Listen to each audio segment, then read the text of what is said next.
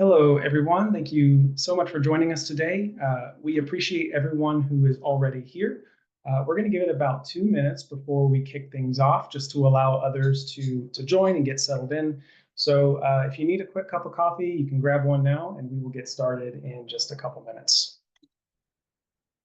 Great to see our panelists here. Hi, everyone. I think you are all located in California. Is it nice and cool and sunny over there? Yeah. It's sunny today, Derek. It hasn't been like this all week, but it's sunny today. The real good weather's coming this weekend, it looks like. Yep, warming up. Yeah, I hope you're all able to get out there and have some fun. Yeah, I'm in Central Florida, where it's been very nice for the past couple months, but now it is getting swampier and swampier by the day. So pretty soon I'll be spending most of my time indoors. Yeah.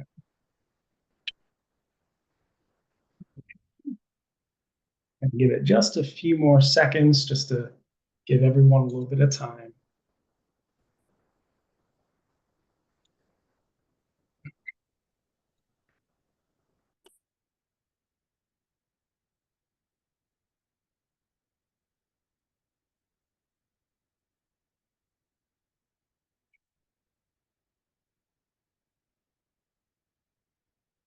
Okay, we are starting to see people arrive. Thank you, everyone who is here. That number keeps ticking up, so we have a pretty big group today. And I guess we can go ahead and start to get things going. So it's about that time. All right. Well, hello to everyone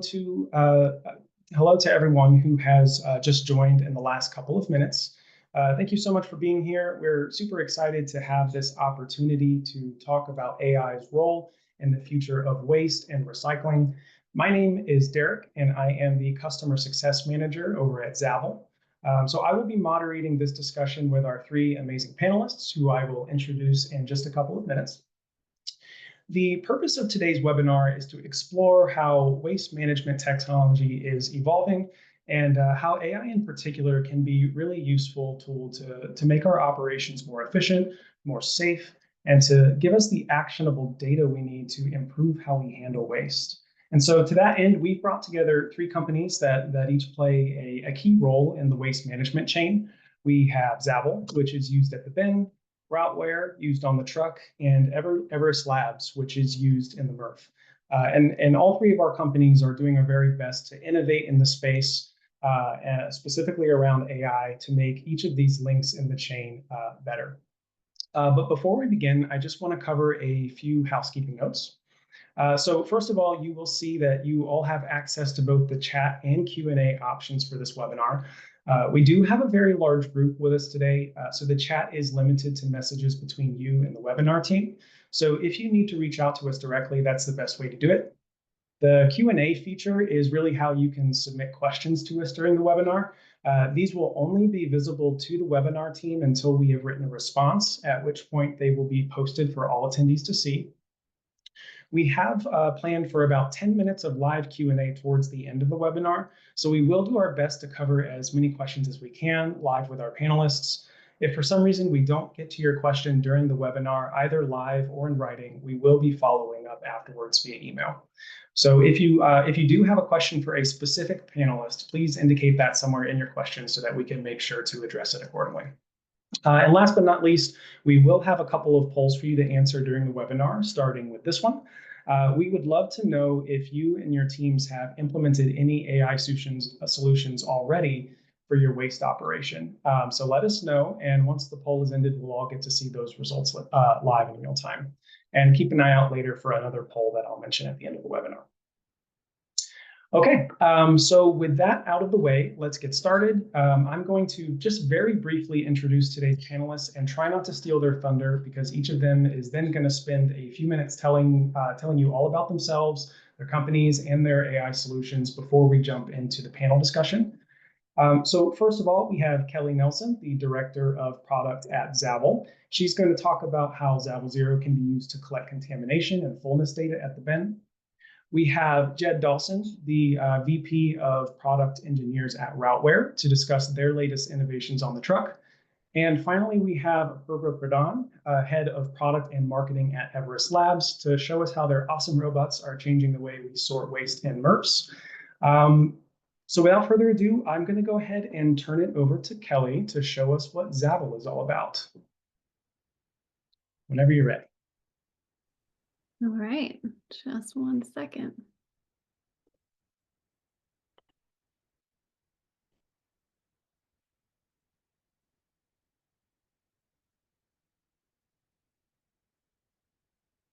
All right. Thanks, Derek, and thanks everyone for joining us today. So we are here to talk about what AI can do for zero waste. And just for a brief background for myself, I really came to this challenge having a longtime passion for finding solutions to sustainability issues. Before I joined Zabble back in 2020, I worked for many years in nonprofits dedicated to environmental and climate change issues. So when I think about AI and when I look at this challenge, I really think about AI as a very powerful tool to help us achieve our goals. So we'll talk more about that in a little bit, but first let me introduce Zabble for those who are not familiar with our company. Zabble's mission is to help organizations achieve zero waste by delivering real-time actionable insights using AI. Our two products, mobile tagging and invoice analytics, help with that objective by quantifying operations from the point of disposal to the point of hauling. We've received 4 grants from the US EPA to help develop our technology and bring it into the hands of jurisdictions and generators to advance the recycling infrastructure in the US. Zabble has also received a US patent on the use of AI for the characterization of a bin's contents using a mobile device. One of the things I love about my job is, and you see some of our customers listed here, is really talking with our new customers, learning about their problems, and knowing how and working with them to help solve them. And we know you all have considerable challenges. So whether you're working on behalf of a jurisdiction, a generator, or work for a hauler, you need actionable data to help meet your zero waste goals. You have small budgets and limited staff to do this work. For operational issues, if you're a hauler, you might be missing revenue opportunities by not accounting for overages or contamination. And for generators, you might be incurring avoidable costs for those issues. You also need to be able to right-size your service levels to save money. We've heard time and time again about the importance of closing the loop with community engagement toward meeting your zero waste goals. And with compliance, whether you're in California working on SB 1383 or you're working on other local or statewide laws, you need to be able to meet the requirements of the legislation that affects your organization. So the Zabble Zero platform we've developed provides a flexible solution to meet these challenges. There's no expensive hardware to purchase. It's a self-serve platform. You can get set up in less than a week, and it's AI powered for efficiency. To help with operational issues, we have real-time email notifications. You can use those to create task lists for your team. And if you don't have a strong internet connection in your loading dock area or you're out in the field where you're tagging, there is no internet required to use the mobile app and collect data. To help with community engagement, we really get those, the platform really allows for that really granular data and actionable insights that's available on our dashboard. You can use that data that can be used for automated mailers, as well as custom signage and reports that we offer as part of our platform. And with compliance, you can download reports on demand. Your data and images are all in one place. And Zabble Zero is really a flexible platform, so it helps allow for any future compliance needs. So how does it work? So it starts by equipping your field teams with our mobile tagging app, which is available for iPhones or iPads. That includes a complete inventory of the bins your team needs to inspect, which you can import yourself using our data import feature. When your team members are ready to inspect a bin, all they have to do is take a photo and our AI will automatically detect the bin's fullness and identify contaminants based on the waste stream. Team members can also flag issues or follow-ups, which you can program to automatically send email alerts to key stakeholders. And as I mentioned, all of this can be done with little to no internet because the app can perform offline and sync up when your connection is restored. So let's take a look at a common use by jurisdictions or haulers. So we're doing a review of Route 5 today. We've navigated to the route. We see the list of all of our addresses. We can view them on a map. We see the closest property is already displayed there, but we can zoom in and kind of pan around there. All the field team has to do is tap scan, and right away you see that Zabble 0 AI is detecting fullness and contaminants in the bin. So we can see those here. And then on the next screen, the inspector can flag any incidents or outreach needs, which can be programmed to send an email notification. So that's it, and they're done.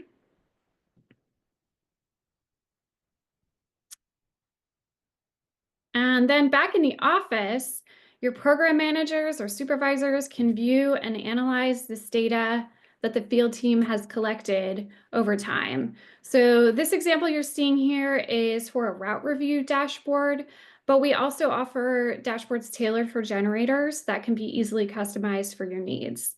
So we see contamination, we can see the points on the map. Now we're looking at the raw data that can be downloaded. You can click to see the images. And then over here on our alerts screen, you can see that these are managed as task lists to automatically or to help you really follow up on your outreach tasks, can be used for customer service or other internal issues. Now, from talking with our customers, we've heard how critical it is to communicate all this granular feedback back to the community. So this level of granularity is now possible with our mobile tagging platform. To close the loop, we offer tailored automated outreach like letters or postcards that's created with data and images collected from the field that you can use for your outreach efforts. So I just want to briefly go through a few quick case studies here. So working with the city of Oakland, who had done contamination monitoring in the past, but after adopting Zabble, they were able to conduct their audits and analytics twice as fast as before, all while getting more granular data that helped them to examine test hypotheses and really better target their outreach. University of California, San Francisco, we've worked with for many years. They have really used Zabble 0 for a wide variety of uses, including introducing a new lab plastics recycling program. They were able to monitor that and keep contamination to under 5%. They also were able to create a workflow for hazardous waste, where email notifications are automatically sent to their EH&S team when their sorting team finds hazardous waste. And all of this and more has really allowed them to achieve over $150,000 in annual productivity savings. And finally, the Recycling Partnerships Feet on the Street project in Fort Worth, Texas last year was a very intensive project over an 8 weeks. They did 140,000 bin inspections going to the same properties multiple times. And through that, they were able to increase their capture rate from 65 to 70%. So before I close, I do want to take a minute just to talk about how we approach AI as a company.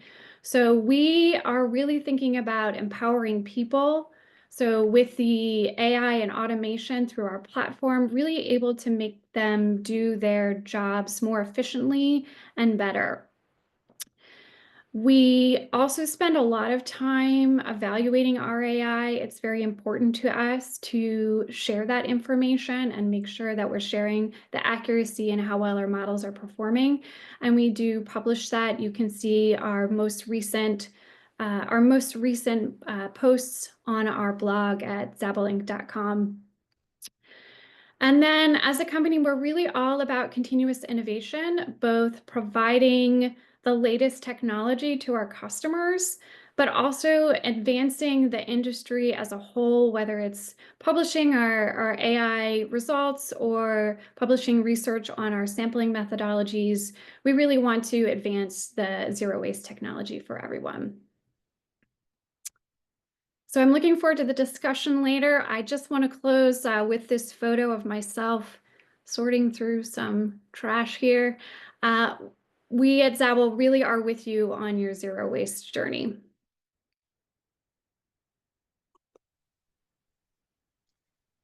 Awesome. Thank you, Kelly. Appreciate that. And I see we have some great questions already coming through the Q&A, and we will try to answer those towards the end. So keep tuned for that. And then Jed, you're next. Okay. All right. Let me fire up the share.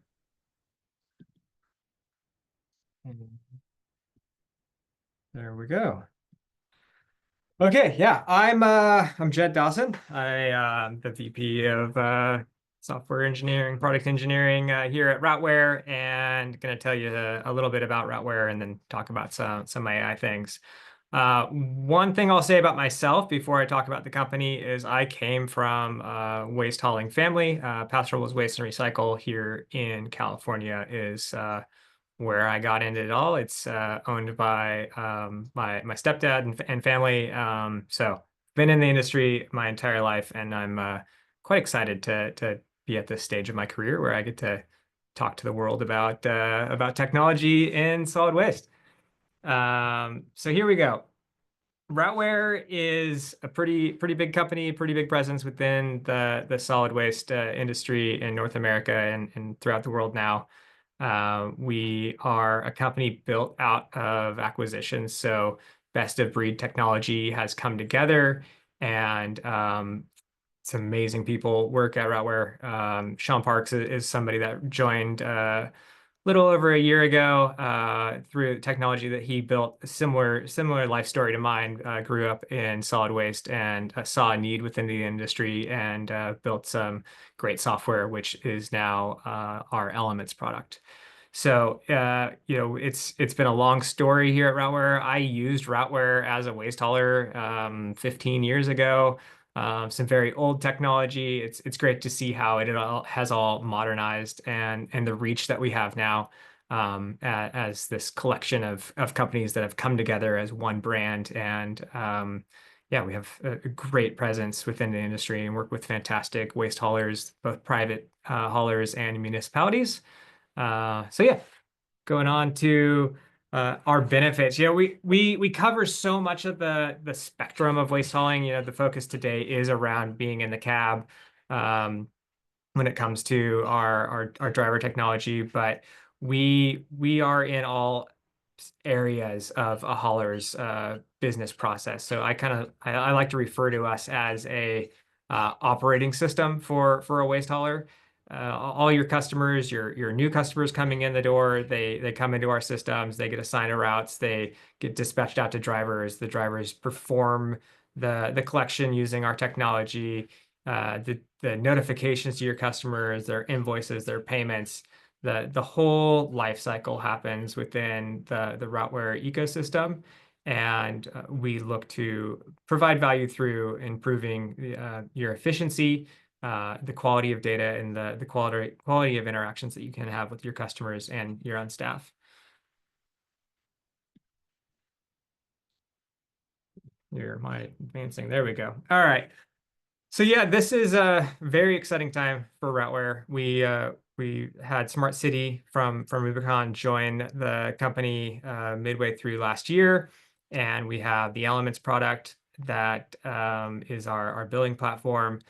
we are bringing it all together. It's a simple, connected, purpose-built system, very much for haulers, by haulers, and you can see all the little icons here.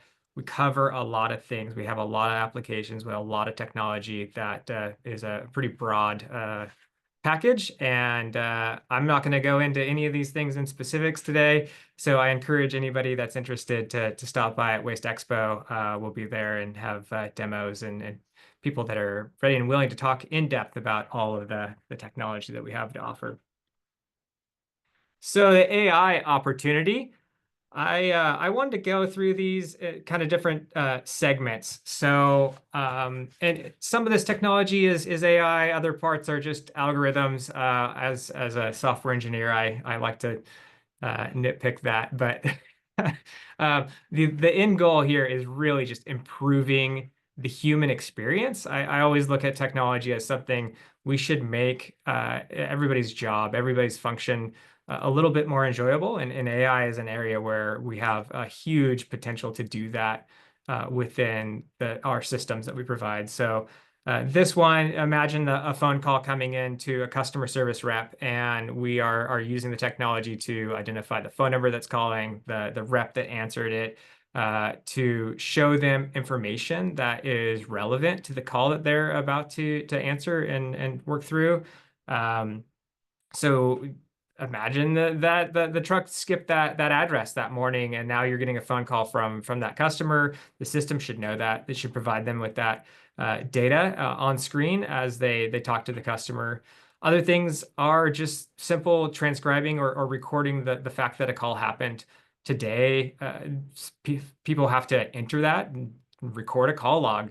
Well, no more. Let's use technology to automate away those frustrating functions of the job and provide a better experience for your customer service teams. Another area is contamination. We just heard about from Kelly. And Routeware has a unique position within the industry here. We have a lot of technology in the cabs of the solid waste collection vehicles. So before it gets to the MRF, before it needs to be sorted out, we have an opportunity to identify the sources of contamination in those loads, provide notifications to those customers, provide training and outreach and education to them so that the waste can be put in the correct bins or handled differently in the future. It also reduces risk. Lithium-ion fires are all too common in the industry these days. There's some great technology locally here. There's a startup in San Luis Obispo near me from some Cal Poly students that are looking to detect and identify lithium-ion before it ever gets into the collection vehicle. Really valuable, exciting technology that is coming to the industry. Makes things much safer for the drivers and for your facilities. Speaking of safety, the technology that we have within the vehicles, there's some very basic AI and notifications that we can do to alert when drivers are not paying attention or off course. That the technology can improve there, but also I think reducing the cognitive load for drivers is really important. We want to make their job as easy as possible. So blue line type follow the line, go to the services, perform the service, and the driver only has to think about or deal with certain exceptions. We want to make it very easy for them, and at the same time generate new streams of revenue for the waste hauling operation. So when there's extras or things that need to be charged for, have the technology identify and automatically record that, reducing the cognitive load on the driver, making it much easier for them to be a safe operator. Speaking of efficiency, AI and algorithms are fantastic at improving route performance and reducing the number of vehicles that need to be out on the road collecting waste. There's fantastic opportunities here. This is something that has gained more and more capability as time has gone on. We've got some great products that allow some really fantastic results within routes. Then finally here, compliance. This is obviously a lot of what Zabble is doing. We have a product Recyclist that's all about 1383 compliance and reporting, and the documentation and automating the move of data throughout the life cycle is super important, and obviously something that AI can assist with. So that's it. I hope I stayed on time. There's always so much to talk about. So thanks for having me here, and looking forward to the questions that come up. Thank you, Jed. Appreciate that. Did great on time. Appreciate that. All right. And last but not least, we have Purva. Whenever you are ready, go ahead.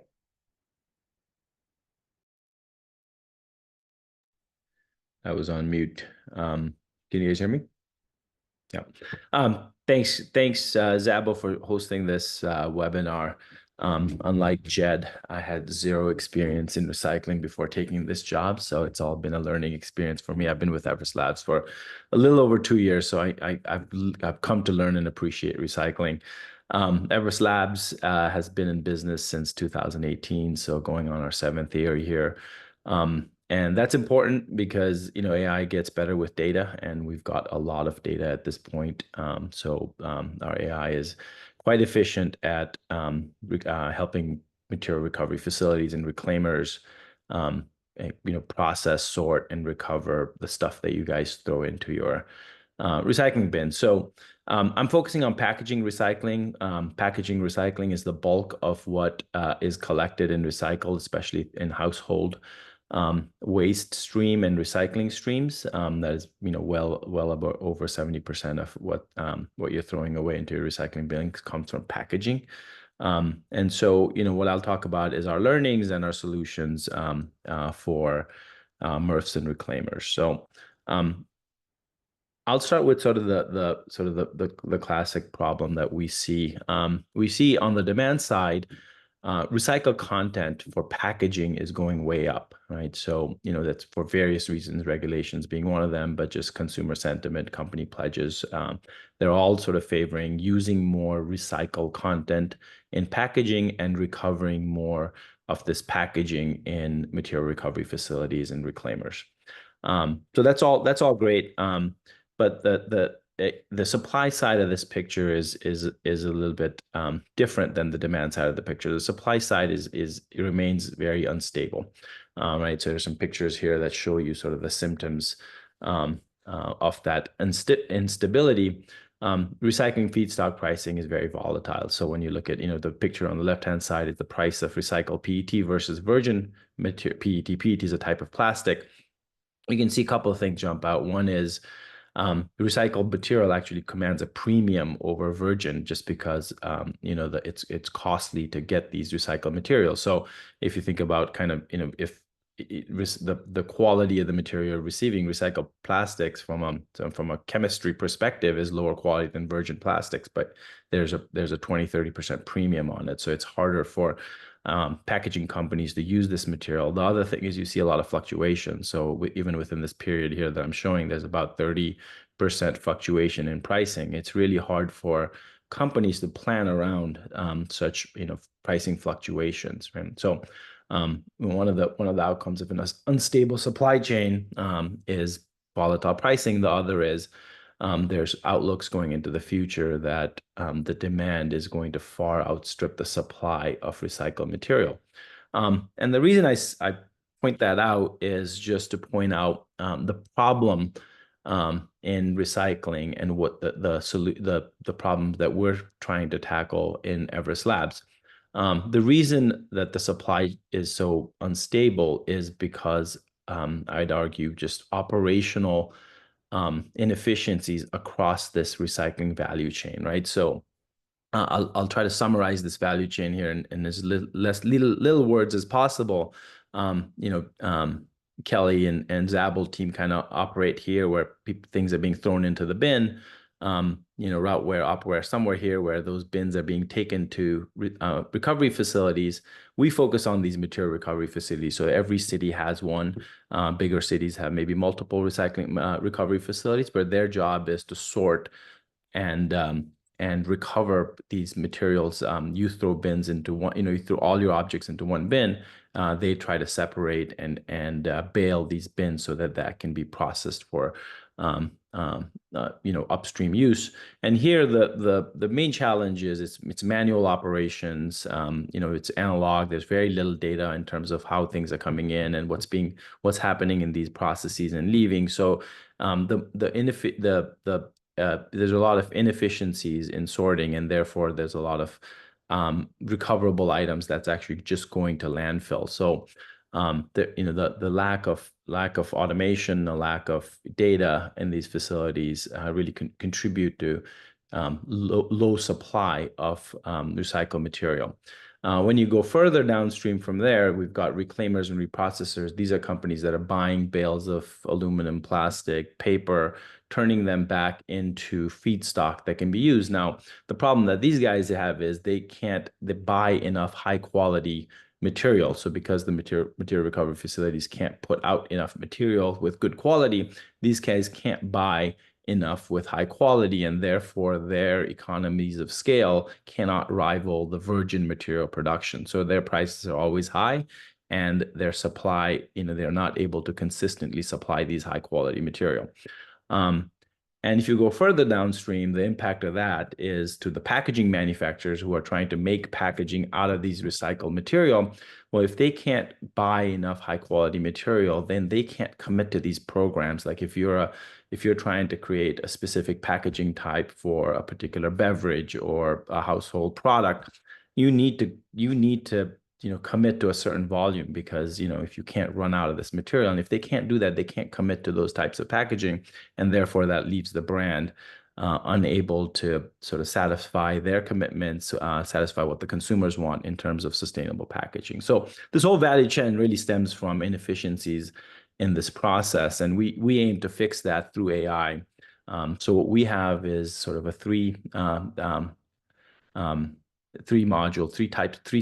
systems within our solution, starting with the AI. So I'll give you a quick demonstration of this after this slide here. But the AI, what it does is it digitizes the recycling stream. So there's materials moving in these material recovery facilities that are kind of mixed. The AI looks at these and makes identifications very, very quickly on what it is.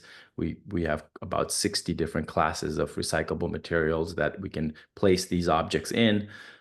From there, that data is provided to a cloud analytics platform, and the recycling operators get a visibility into their plant, into the performance of the plant, in terms of auditing what's coming in, what's going out, in terms of optimizing the processes that they have already in place.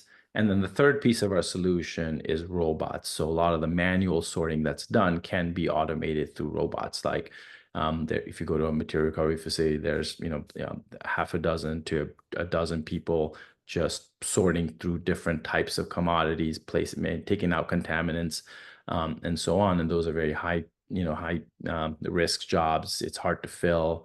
And there's a lot of turnover in those jobs. So automation is something that these facilities are looking for, and we provide that through some very flexible, easy to deploy robotics that operate 2 to 3 times better than if you're trying to do this manually. I won't get too much into the technology stack, but we've developed our own AI stack that can look at various features. It's a multimodal AI where you can insert images, text within images. You can even insert data from line scans, like IR cameras and X-ray systems, that all go into a proprietary data set that then is used to make the inference on these objects, and we can kind of pull out various attributes on those objects listed here, and then that goes into either the data platform or the robotic sorting. But more importantly, I'll give you a quick visual demonstration of this. So what you're looking at here on the left side of the picture is a typical belt. This is when objects come into a material recovery facility, they get dumped onto belts, spread out, go through various sortation steps. This is kind of what it looks like on those belts. You can see there's lots of objects here. And if you're a person looking at this, there's hundreds of objects going by. It's really hard for you to determine which one's what, whether it's recyclable or not, whether it's a contaminant. So we really let the AI do the work. So here's the AI version of the same image. So this is what the camera is looking down, and it's identifying hundreds of objects on this belt with over 90%, oftentimes 95% accuracy or higher. And you're doing this very, very rapidly, right? You're making inference on like hundreds of objects within like 15, 30 milliseconds so that you can take action downstream, sorry. And that action is really automating this through a robotic sorting. So here you'll see one of our robots here installed in a very small space. It's doing sort of a two-way sort where it's putting clear PET on, well, the video changed, but you can program how many different sort locations you have, what types of materials you're looking to pick, and what the priorities of those pickings are, so that you don't have to have a person standing there doing this kind of work. Very repetitive, very, kind of hard work. So our robotics are extremely lightweight. They do about 50 picks per minute. They're successful 9 out of 10 times. So if they attempt 10 objects, they'll pick 9 of them. That's a very high metric in these high level in these facilities, and they're super easy to maintain.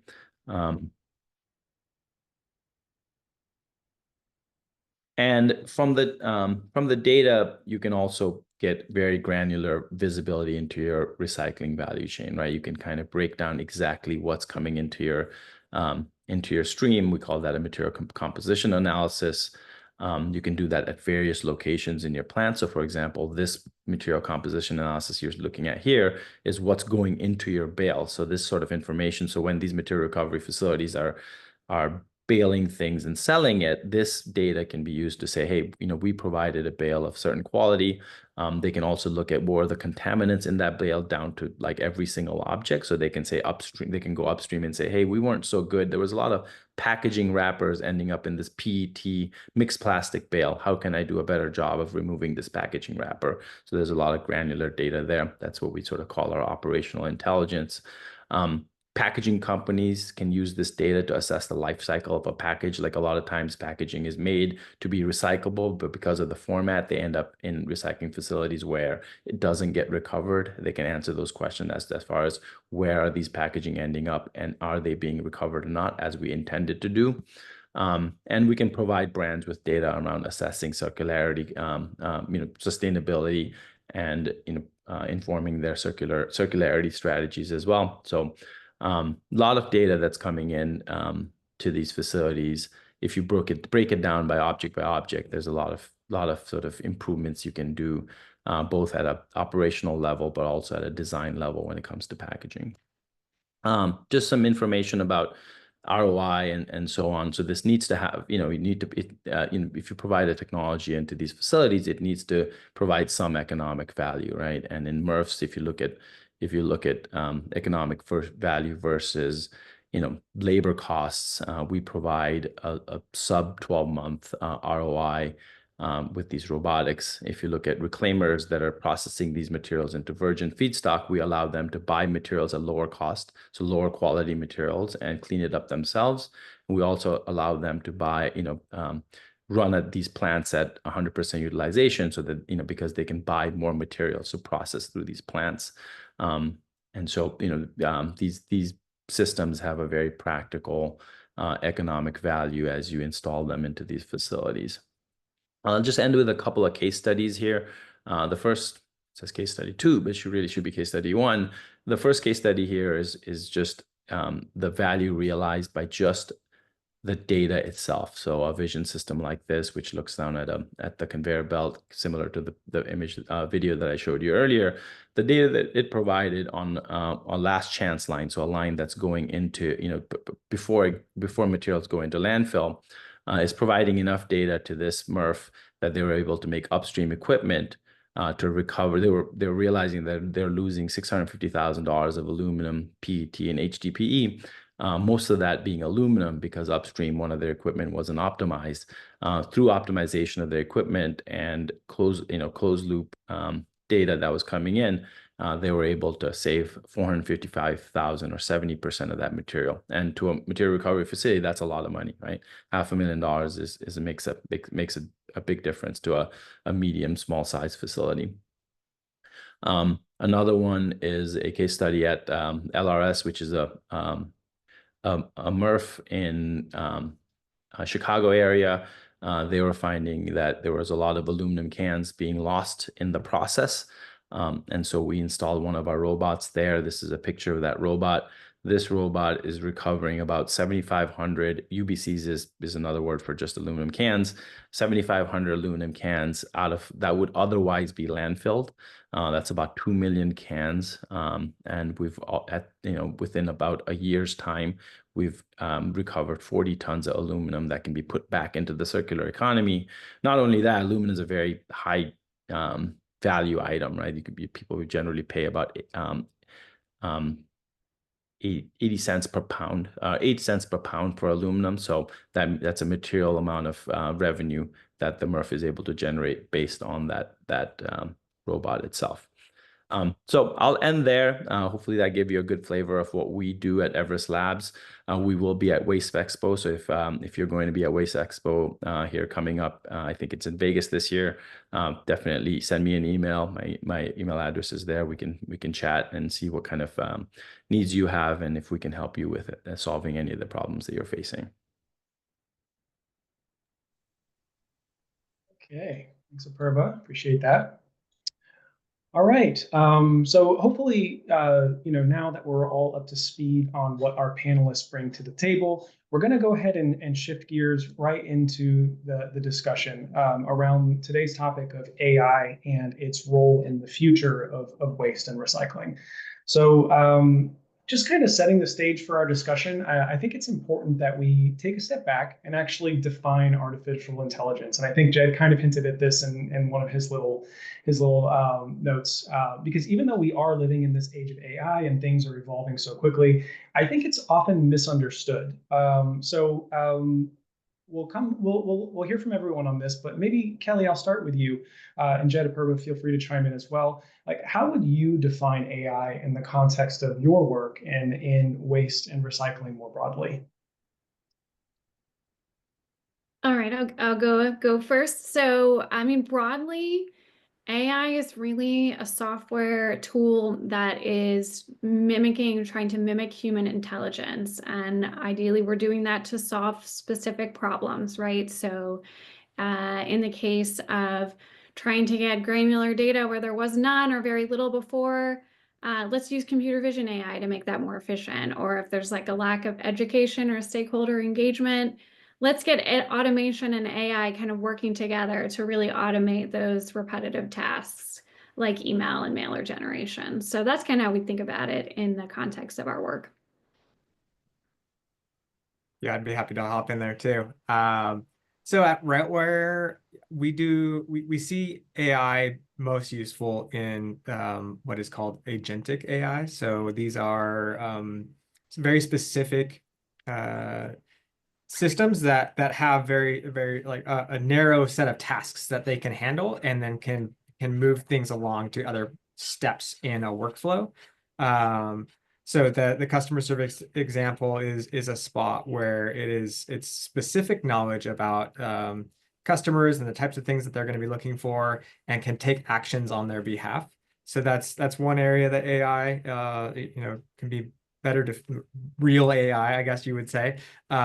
We also do a lot of things that I think are broadly called AI. I call this out, that are really just algorithms. So something that Routeware has available in the cab, we call assumptive service. This is where the driver just drives their route, and we assume which houses, which addresses had their service performed and which were not performed. And really at the core, that's just algorithms. We're just using a decision tree to make a decision of like, did all the criteria get met? Oh yeah, service was performed. Criteria not met, service not performed.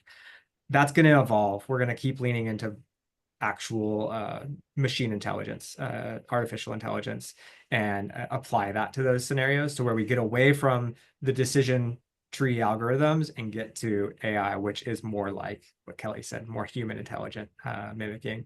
I do want to call out, I'm a huge proponent of human-centric AI, or AI that's not here to compete with or replace humans. It's to augment, it's to make their work better, it's to make the work experience better. So I'm always looking at the angles to make sure that we're curating how we are approaching and applying it, to where it's tools to improve things. All right. Yeah, I Perfect. can. Yeah. Yeah, I think I'll address the part that you are talking about in terms of misconceptions around AI. Um, like Ketley and Jed said, AI is a tool, definitely a tool to do a task better. I think the misconception for us comes in a couple of buckets, right? One is there's like, because of all the hype around AI, there's like um, you know there's an over expectation around what AI can do. So it's oftentimes when we put vision systems in conveyor belts and we say we can identify objects in it, and then there's this misconception that it can identify everything and anything, and it can identify objects. If there's heaps of trash, you can see underneath it and things like that. So it's just, like there's practical limitations of AI. Like you need to, you can't, if there's an object that it's never seen before, it's not going to be able to identify that. Like, it's not magic. And the other thing about that's one bucket. So we kind of have to do a lot of education around that.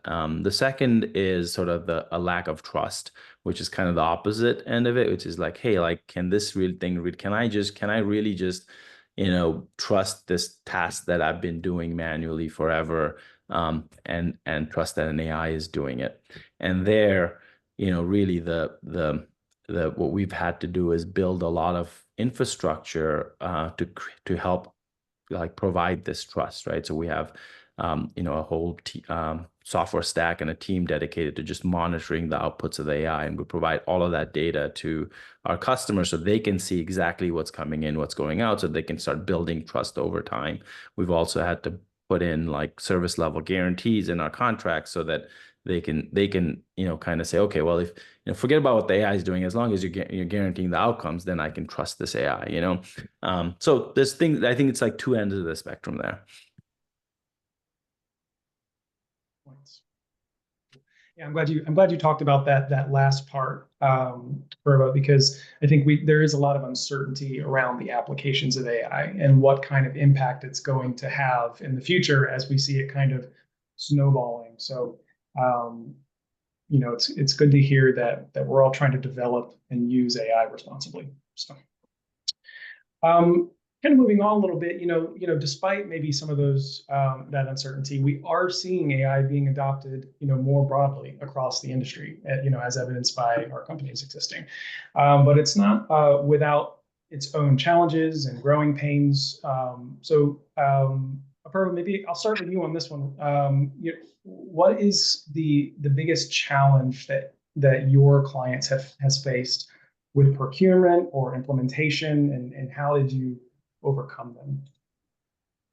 Yeah, I think I just mentioned probably the biggest challenge, which is sort of lack of trust, and therefore needing to provide additional visibility, additional language in our contracts, additional sort of costs that we've had to put in to enable to provide that to our customers. So that's probably the biggest barrier. There's always sort of data ownership type questions that come up, right? Like, we use sort of a computer vision, machine learning type of a model that's augmented with synthetic data. And so there's just a lot of questions around like, okay, where's this data coming from? What are you doing with this data? And we have to do a lot of work in explaining away what does ownership of data mean when in an AI system, right? Like you're benefiting from the data that we've collected over the last 7 years in terms of making that model super robust. And the fact that we're using data from your facility doesn't mean there's any analytics from your facility, any intelligence about your facility that's being provided to your competitors. So there's a lot of sort of education around like data, like what formats data resides in, and who owns it, and what's sort of the privacy and security of that data. Yeah, I'll just jump in. I think all of those, we experienced kind of similar things around misconceptions. The privacy and security obviously is very important. I think on the flip side, on those who are thinking about trying out promising new solutions and technologies, that there's always a funding question, like how do I get the funds, how do I get the resources to try this out? I want to do it. It's telling me, they're telling me I'm going to be able to save money, but I still need to be able to procure the solution. And I think, some like the recent Cal Recycle grants, those have been a good start, but, it's just I think a funding continues to be a challenge. Okay, cool. Yeah, I know we're quickly approaching the end here. So, but there is, one more big question that I think we'll all be interested in. And we've talked about kind of the here and now, but I think everyone is really interested in the future. Where are we headed? So I'll start with kind of a fun question. If you had unlimited resources, what AI innovation would you go and develop for waste and recycling? So let's say I just handed you $1 billion and a team full of geniuses to work with. Jed, what are you going to go build? Well, I'm giving away my secret sauce innovation here, but I used to have my CDL. I used to drive trucks. So I have always wanted to see the side arm of a side loader do its thing without a human. I think as a driver, watching that arm, that repetitive motion, it would haunt me in my sleep when I was a driver. It was just the weirdest thing. And it would be so nice to liberate humans from having to do that repetitive task. So have the side loader the arm go out, grab the can, be super safe. And you can have multiple angles of cameras, dump the can, put it back, improve the efficiency. So if there was unlimited dollars and unlimited resources to make that happen, I'm sure it's possible. And maybe somebody hearing this is going to go do it and steal my passion. A perma might do it. Careful. Yeah, I know. I saw those arms and I had my wheels turning. How about you, Perma? What would you go build? It's a good question. I don't have a great answer. I mean, we work in waste, right? And waste, eliminating waste. I'm not sure that you can build an AI that eliminates waste because we, produce and consume as humans. But just in our field, I kind of discussed this a little bit. Is there's a big problem from sort of the life cycle of packaging from start to finish, right? New packaging types are being created every day. They're using different types of materials, some of them recyclable, some not. They're using different formats, some of them easier to capture, some not. And there's thousands and thousands of companies developing these packaging, and they all end up in the waste stream or the recycling stream, right? And so, so when we're working at the end of this process where we're trying to sort these things, like we don't know what came into it, it's really hard to sort of, make the AI responsive and flexible and easy, to be able to identify these really, really quickly. So it would help to tie the whole value chain together from start to finish, from design to recovery. And an AI that, if there was a database or some sort of a model that tied the design of a package to a recovery of a package, that would help. That would make our lives a lot easier. I don't know what it is because they're all designed in different systems and but if there was an AI that could sort of tie the beginning of something to the recovery of something, that would make our jobs a lot easier. All right, can I go? She's excited. So bear with me. Agentic waste characterization. So this is the idea of using basically a lot of the Gen AI technology, that new stuff that's out there, to be able to completely characterize everything you need about the waste that you see in a container or spread out or whatever sense.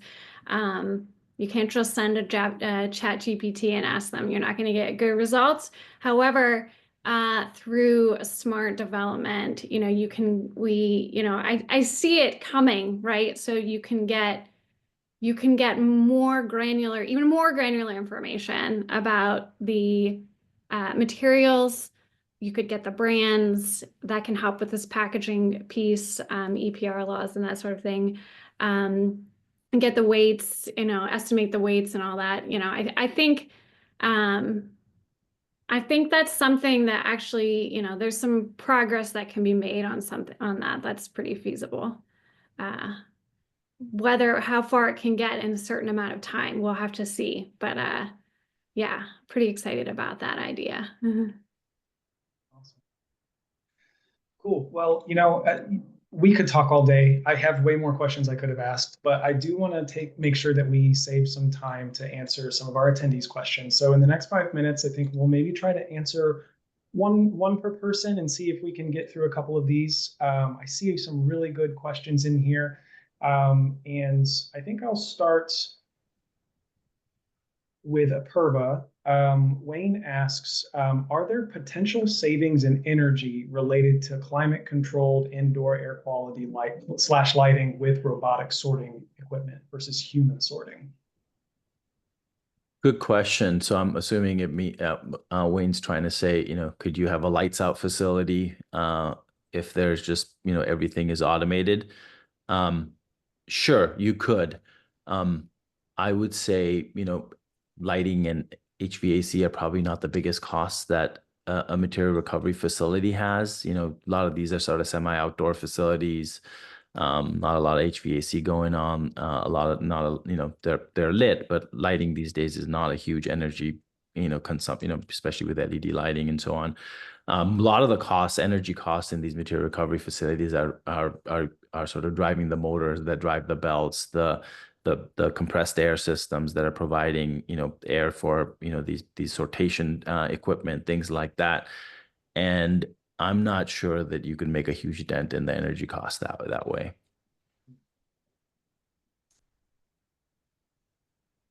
Okay, great. So let me see here, just looking through. This question is, I think, again, is a good topic to cover. And I think any one of you could answer it, but I'm going to direct this one at Jed. So thinking about, the truck camera solution, we all have camera solutions. If PII, meaning personal identifiable, you know what I'm trying to say, Yep. personal information is in the container. For example, with a customer's name and address, is there a means to blur it out? How do you handle that, handling that level of privacy at scale?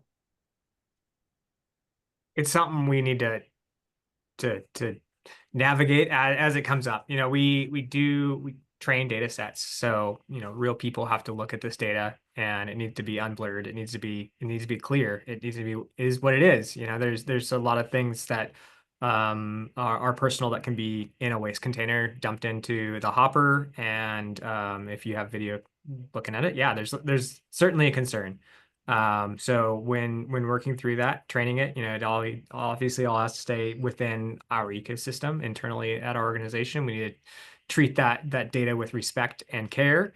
And when and where possible, we don't retain the data, or we do apply those filters to where we can blur. Another thing that we have going on, we have garbage trucks all over the streets with up to 8 cameras on these trucks. So they're in people's neighborhoods. They see their front yards. There's a lot of data gathered that is potentially sensitive. And at Routeware, it's the property of the waste hauler. If it's their data, we provide them the tools to dispose of the data and care for it the best that we can. There's always ways that we can improve that, though. The thing I would say is definitely something that we have to be aware of and improve upon. And I'll just for the sake of time, I'll squish 2 questions together and ask Kelly. So there's 2 questions. It's a 2-part question. So first of all, is the Zabble AI effective with all sorts of different bin sizes? And when you are on site performing a scan with Zabble Zero, what is the smallest size material that you can detect with the Zabble app? They're excellent questions. So in terms of the bin container sizes, works well. We do everything from interior bins carts, front-end loaders, dumpsters, perhaps very large roll-offs. I'm not quite sure about. It's not a super common use case for us. But we have actually technically have 2 different models to deal with different bin sizes and sort of the different use cases.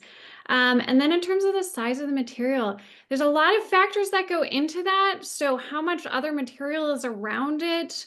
I've seen some really tiny objects, little like specks of food and paper get identified.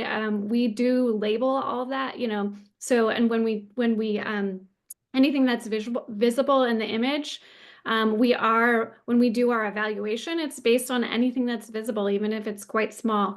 So when we're evaluating, when we report those numbers, it's like includes all the little tiny objects as well. So yeah, no specific answer on that, but yeah, it's a good question.